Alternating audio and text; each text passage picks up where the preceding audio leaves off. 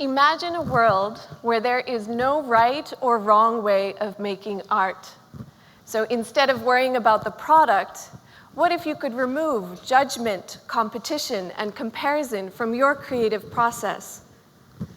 What if the blank page didn't scare you? My work every day is to provide safe spaces, encouraging people to express themselves without fear. As an art therapist, I find I'm helping to break down barriers which we all hold to our own self-expression, but also between one another. Please don't underestimate art. It is an entire language rich with metaphor and meaning. Art is so much more than copying an existing image or a technical skill. It is the possibility for each of you to share your story.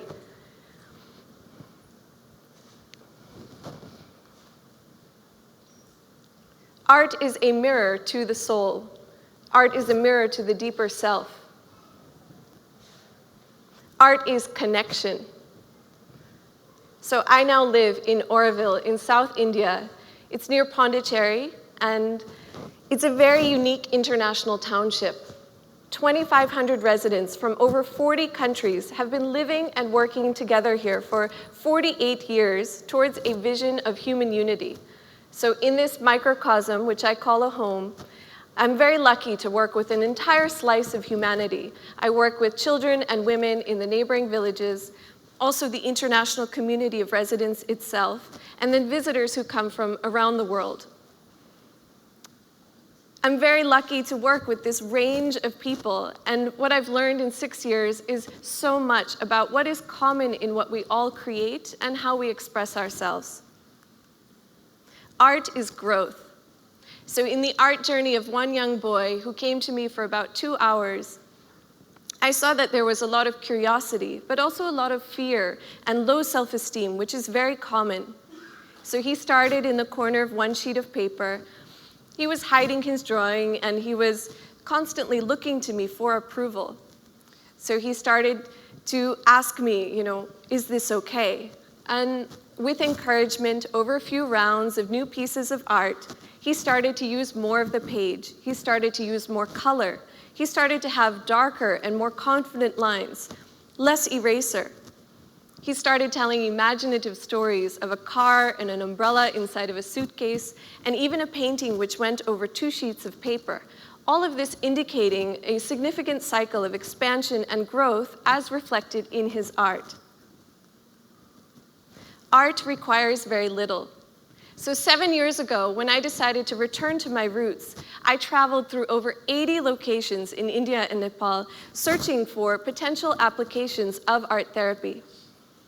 I visited one very remote village in Nepal, which was so far from civilization that people would stand at the top of the mountain and just scream each other's names over and over again, and this is all in place of a telephone. So what I discovered is that the children in this village had never used colored paints before. And I was traveling with a small box, and we cut up a banana leaf as pallets, and we started to make this mural on the inside of a mud hut structure where I was staying. These children taught me so much about the power of basic tools and how the permission to create can open up entirely new worlds. Art is also a part of everyday life, and everyone is an artist. You might fight me on that. What I believe is that each person has a story to tell, and I've worked with a lot of people in living in very simple ways, in close connection to nature.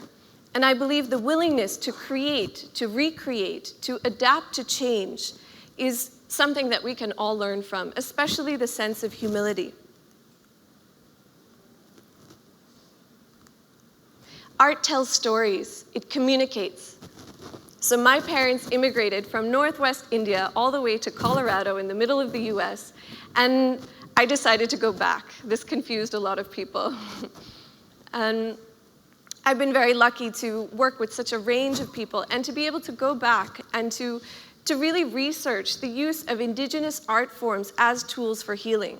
So in the Kutch area of Gujarat, I found that there was a devastating earthquake in 2001. Entire villages just disappeared into the ground. And what I found was a range of diverse and amazing traditional art forms, but especially these elderly women. They were telling the stories of their survival. So this woman is stitching the story of that day of the disaster, and she's showing her story of resilience, and it's all through her narrative patchwork. So I found art functioning as therapy in these traditional art forms. Art therapy is often about finding the right fit of a population to a medium. So in Jhaveri village, which is close to where I live, I worked with adolescents on issues of identity, of self, of body awareness by showing them each how to make their own doll. So the children told stories through the metaphor of these characters. And one young girl, she dreamt of an escape from the abuse in her home. So she imagined an alternative to her life situation through her art. Each of these dolls includes an intention, a wish, or an affirmation. And this is Sankalpa in Sanskrit. It's the name of my effort, as I have seen the powerful combination of intention and art and how that can change a life. Art it allows us to witness and to communicate with each other. It allows us to hear each other's stories. So in a long-term art therapy process with local village women, it was a very careful and guided journey over about 9 months.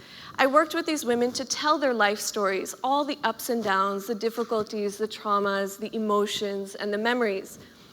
And after about 9 months, each woman had a full-length sari with her entire life story stitched, painted, and embroidered on it. Now, the moment that these women put their art saris on, their pride was visible. They knew that their stories had been witnessed, they had been heard and seen, and they felt empowered by their own art. Art is also a bridge. So in a society where our differences divide us, art provides a map for how we can communicate and interact across all barriers, how we can equalize those differences of age, gender, class, culture, race, language. So this is in our art center in India. You see people coming together, and this is how you can see that our connections can be made visible. Art allows us to connect the finite to the infinite. It gives an externalized form to source, to soul, to existence. Art saved my life, and it's about time that art be recognized for its full potential to heal, to transform, to widen, to help bring awareness and healing to each of us, but also the layers of community around us. Art is the link between past, present, and future, but also between all parts of the self, mind, heart, body, and soul. So please, don't underestimate art. Dare to see yourself as an artist. Take some time to create and to see your reflection. Thank you.